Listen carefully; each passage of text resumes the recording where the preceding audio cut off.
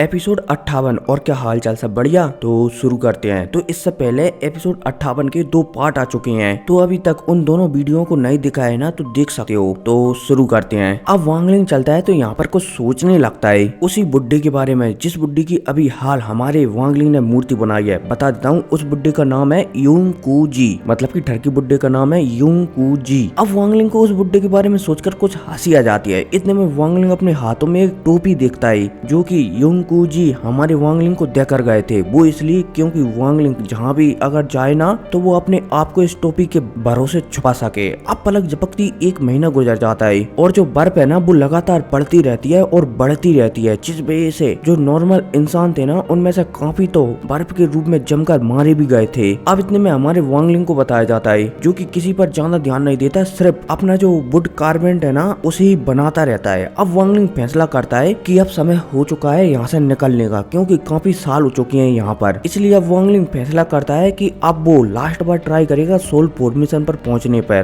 क्योंकि हमारे वांगलिंग ने महसूस कर लिया है कि वो जीवन और मौत का ही डोमेन बनाने वाला है, या फिर उसके पास जीवन और मौत का डोमेन ही होगा। इसलिए अब वांगलिंग लास्ट बार उन सारे लोगों की स्टैचू बनाना चाहता है जिन लोगों को अभी तक वांगलिंग ने मारा है। अब वांगलिंग चलता है तो स्टैचू बनाना शुरू करता है। सबसे पहले हमारा वांगलिंग, जो पहले एक बंदा था संडाजू नाम से, जो कि वांगलिंग का टीचर भी था। वांगलिंग चलता है तो सबसे पहले उसी की मूर्ति बनाता है। फिर दूसरे नंबर पर वांगलिंग ने एक स्टूडेंट को मारा था, उसकी मूर्ति बनाता है। फिर तीसरे नंबर पर टेंग हुआ का बेटा, मतलब कि सन, मतलब कि पोता, जिसका नाम शायद टेंगली था, उसकी मूर्ति बनाता है। अब वांगलिंग चलता है तो लगातार मूर्तियां बनाता रहता है और समय गुजरता रहता है। अब इतने में हमें डान्यू वगैरह को भी बताया जाता है, जो कि यहाँ का राजा था ना, वो सबको पकड़ कर ले गया था ताकि जितने भी इंसान है ना, सारे के सारे इंसान बर्फ को साफ कर सके। अब इतने में हमें थोड़ा बहुत जुयू कंट्री के बारे में बताया जाता है कि जो जुयू कंट्री है ना, वो रैंक 4 की कंट्री है और उन्होंने रैंक 5 की कंट्री से मदद ली है, जिस कंट्री में हमारा वांगलिंग रहता है ना, उस कंट्री पर हमला करने के लिए।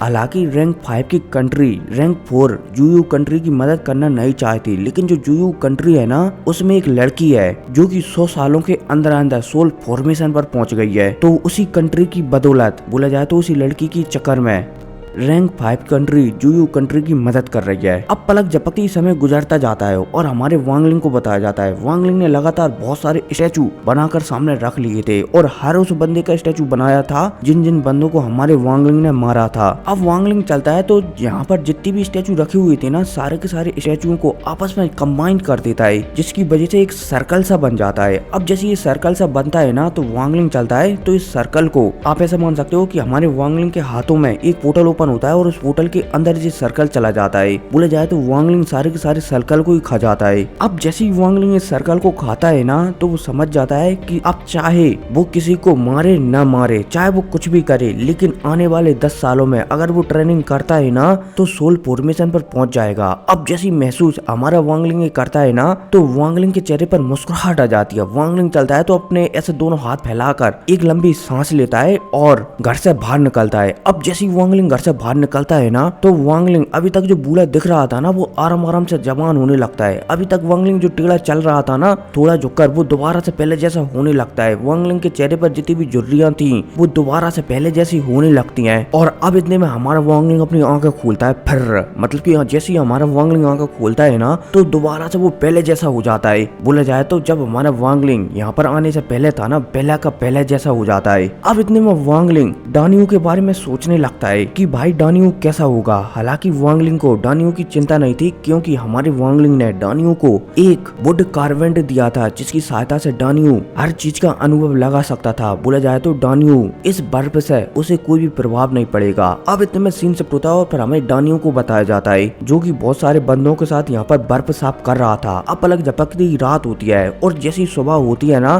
तो डान्यू देखता है कि आस पास में जितने भी बंदे हैं ना, कुछ बंदे भाग चुके हैं, कुछ बंदे यहाँ पर मारे जा चुके हैं। तो डान्यू थोड़ा सा हैरान हो जाता है। डान्यू चलता है तो उसके पास में जो बंदा सो रहा था ना, उसे जगाता है और उससे पूछने लगता है कि भाई क्या करना है। पास वाला बंदा चलता है तो कहने लगता है कि ऐसा लगता है कि अब हमें भी यहाँ से भागना पड़ेगा, क्योंकि अगर हम यहीं पर ऐसे ही पड़े रहे ना, तो शायद हम मारे जाएंगे, इसलिए अब हमें यहाँ से चलना चाहिए। अब जैसी दूसरे बंदे की बात डान्यू सुनता है ना, तो वो हमें से रिला देता है। इतने में ये दोनों बंदे चलते हैं तो पास वाले बंदे को और जगाते हैं, लेकिन पास वाला बंदा मर चुका था। अब भाई साहब ये बात सुनकर, मतलब कि ये देखकर डान्यू और भी ज्यादा डर जाता है और हमारे वांगलिंग के बारे में सोचने लगता है कि पता नहीं अंकल वांग कैसे होंगे, इस ठंड को सरवाइव कर पा रहे होंगे या फिर नहीं। इसके अलावा डानियो चलता है तो अपनी वाइफ के बारे में भी सोचने लगता है कि पता नहीं उसका क्या हाल होगा। अब डानियो चलता है तो इस बंदे के साथ यहाँ से भागने लगता है। अब जो बंदा चलता है तो ये भी कुछ दूर तक ही भाग पाता है। इसके बाद ये बंदा भी मारा जाता है। अब डानियो इसे मारता हुआ देखकर और भी ज्यादा परेशान हो जाता है कि पता नहीं अंकल वांग का क्या होगा, वो इस ठंड में सरवाइव कर पाएंगे या फिर नहीं। लेकिन डानियो चलता है तो वो आगे बढ़ता रहता है अपनी वाइफ की ओर, जहाँ पर उसकी वाइफ हो सकती है। अब हमें एक सीन बताया जाता है जहाँ पर डानियो लगातार बर्फ में आगे बढ़ रहा है और उसे हर 50 फुट पर, 60 फुट पर, 80 फुट पर एक एक बंदा मरा डला हुआ दिखाई दे रहा है। ऐसा लग रहा है कि इस बर्फ के कारण बहुत सारे लोग आइस में बदल चुके हैं। डानियो चलता है तो यहाँ पर जोर जोर से चिल्ला रहा होता है और अपनी वाइफ को और वांगलिंग को ढूंढ रहा होता है, लेकिन डानियो जितना भी कोशिश करे वो यहाँ पर कुछ कर ही नहीं पा रहा होता है। अब इतने में डानियो चलता है तो घुटनों के भर गिर जाता है, क्योंकि बर्फ बहुत ही ज्यादा थी इसलिए डानियो के कहीं ना कहीं घुटनों बर्फ में डूबे हुए थे, इसलिए डानियो चलता है तो बर्फ में गिर जाता है। अब जैसे ही डानियो बर्फ में गिरता है ना तो डानियो के पीछे से कंधे पर एक हाथ आता है। डानियो चलता है तो वो पीछे मुड़कर दिखता है। अब जैसे ही डानियो पीछे मुड़कर दिखता है ना तो वो हैरान हो जाता है, क्योंकि पीछे और कोई नहीं बल्कि हमारा वांगलिंग खड़ा हुआ दिखाई देता है। अब जैसे ही डानियो वांगलिंग को दिखता है ना तो वो समझ जाता है कि ये तो अंकल वांग है। डानियो समझ जाता है कि अंकल वांग शायद एक इमोर्टल है। अब जैसे ही डानियो अंकल वांग को दिखता है ना, बोला जाए तो हमारे वांगलिंग को दिखता है ना, तो ये आंखों में दिखते ही अचानक बेहोश हो जाता है। वांगलिंग चलता है तो डानियो को उठाता है और यहाँ से गायब हो जाता है। अब इतने में सीन शिफ्ट होता है और पर हमें 30,000 किलोमीटर दूर का एक सीन बताया जाता है जहाँ पर एक झोपड़ी में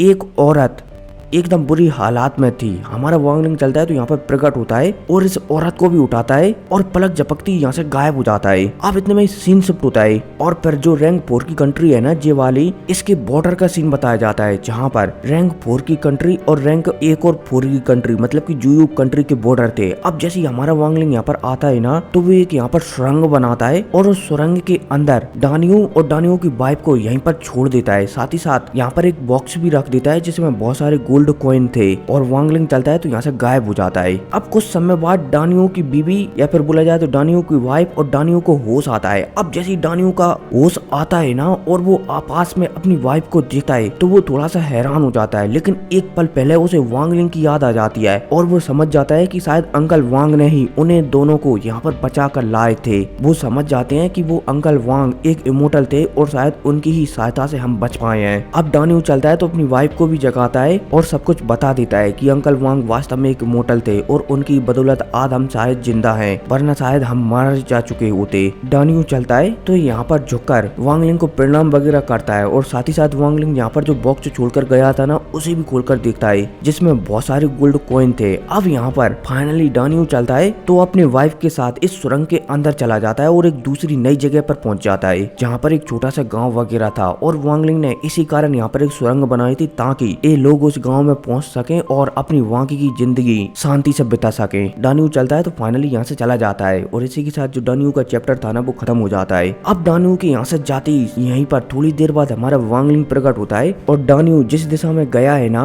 उस दिशा में देखने लगता है। साथ ही साथ हमारे वांगलिंग की आंखों को भी बताया जाता है जिसमें की हल्की सी नमी थी और हमारे वांगलिंग को डानियो की फैमिली के साथ बिताए गए 30 साल याद आ रहे होते हैं कि किस तरीके से उसने ये 30 साल डानियो की फैमिली के साथ बिताए हैं। अब वांगलिंग चलता है तो थोड़ा सा इमोशनल होता है। अब इमोशनल होने के बाद वांगलिंग चलता है तो दोबारा से अपने पुराने लुक में आ जाता है, बोले जाए तो सब कुछ भुला देता है एकदम। और पहले था ना हमारा वांगलिंग एकदम कोल्ड वैसा बन जाता है। अब वांगलिंग चलता है तो फैसला ले लेता है कि जो 4 अलायंस वाली कंट्री है ना इसमें जो कोल्ड रन है ना उसे हासिल करेगा ताकि जो रेन डोर है ना उसके अंदर जा सके और वहाँ से रेन लिक्विड प्राप्त कर सोल फॉर्मेशन के बाद जल्द से जल्द सोल ट्रांसफॉर्मेशन पर पहुंच सके। वांगलिंग चलता है तो एक फैसला ले लेता है और सामने एक पहाड़ था, इसी के अंदर एक हॉल करता है और यहाँ इसी हॉल में कल्टीवेशन करने के लिए बैठ जाता है कि जब सही मौका होगा ना, जब यहाँ पर युद्ध छिड़ रहे होंगे उसी समय हमारा वांगलिंग सब पर हमला कर उस कोल्ड रन को प्राप्त कर लेगा। वांगलिंग चलता है तो इसी पहाड़ के अंदर ट्रेनिंग करने के लिए बैठ जाता है और इसी बैठने के साथ एपिसोड खत्म हो जाता है। लेकिन अब मैं बता दूं अब एकदम तबाहीदार और धुआंधार फाइट होने वाली है हर तरफ हर जगह।